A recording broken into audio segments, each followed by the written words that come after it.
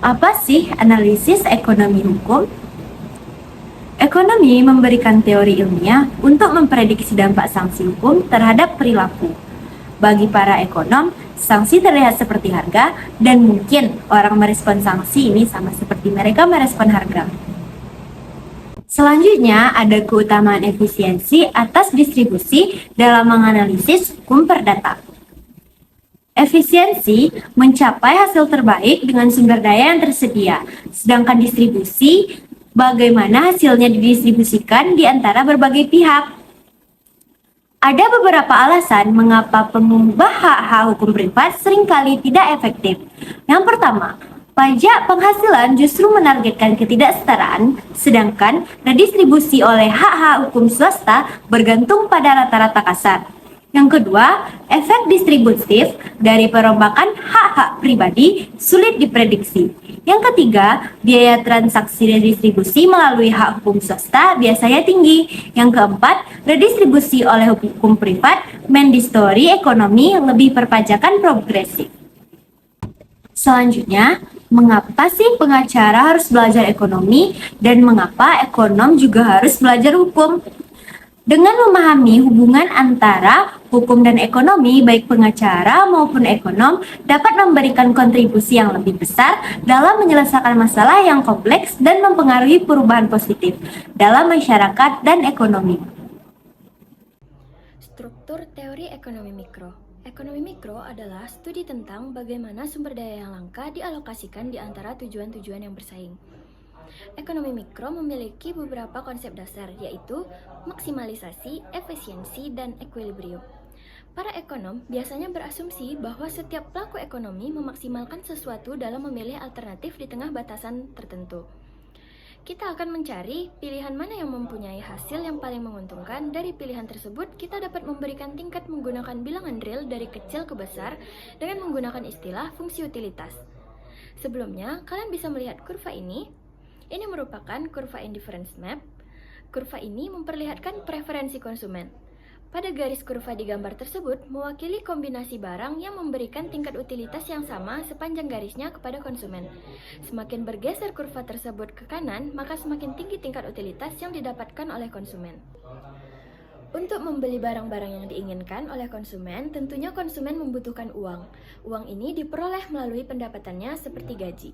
Tentunya, setiap konsumen memiliki batasan sesuai dengan pendapatan yang mereka terima. Hal ini disebut dengan budget constraint atau budget line. Silakan perhatikan kurva ini. Pada titik A, B, C, dan D menunjukkan bahwa seluruh dari pendapatan sudah digunakan dengan maksimal untuk membeli barang tersebut. Namun coba dilihat pada titik E, titik ini menunjukkan bahwa seluruh pendapatan belum digunakan secara maksimal karena belum mencapai garis budget line. Sedangkan pada titik F, titik ini tidak dapat dilakukan karena pendapatan yang dimiliki tidak cukup untuk membeli sebanyak jumlah barang yang diinginkan oleh konsumen. Mari perhatikan kurva ini. Pada titik M menunjukkan kepuasan optimal konsumen. Mengapa? Karena pada titik tersebut konsumen mendapatkan kepuasan maksimalnya yang ditunjukkan oleh kurva IC yang bersinggungan dengan kurva BL, yang berarti konsumen sudah mendapatkan kepuasan maksimalnya dan menggunakan pendapatannya secara maksimal. Beralih ke konsep kedua, yaitu keseimbangan. Keseimbangan merupakan titik di mana penawaran bertemu dengan permintaan, atau di mana keuntungan maksimal tercapai bagi para pelaku ekonomi. Beralih ke konsep ketiga, suatu proses produksi dikatakan efisiensi secara produktif jika salah satu dari kedua kondisi berlaku. Yang pertama, ketika tidak mungkin untuk menghasilkan jumlah output yang sama dengan biaya input yang lebih rendah. Yang kedua, ketika tidak mungkin untuk menghasilkan lebih banyak output dengan menggunakan jumlah input yang sama. Dengan kata lain, efisiensi produktif terjadi ketika produksi dilakukan dengan biaya paling rendah dan menghasilkan jumlah yang paling banyak dari input tersebut. Contoh, ada perusahaan yang menggunakan tenaga kerja dan mesin untuk menghasilkan barang konsumen yang disebut smartphone. Misalkan, perusahaan saat ini memproduksi 100 smartphone per minggu, menggunakan 10 pekerja dan 15 mesin. Perusahaan efisien secara produktif jika tidak mungkin menghasilkan 100 smartphone per minggu dengan menggunakan 10 pekerja dan kurang dari 15 mesin, atau dengan menggunakan 15 mesin dan kurang dari 10 pekerja. Jenis efisiensi lain yang disebut efisiensi Pareto atau efisiensi alokatif. Situasi dianggap sebagai efisiensi Pareto jika tidak mungkin untuk meningkatkan kesejahteraan satu individu tanpa mengurangi kesejahteraan individu lainnya. Selanjutnya ada keseimbangan pasar. Keseimbangan pasar terbagi menjadi dua. Yang pertama, keseimbangan pasar persaingan sempurna.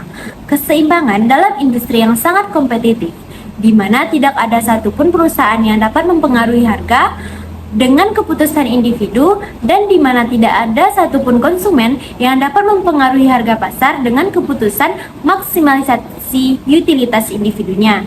Boleh nih dilihat gambar berikut ini.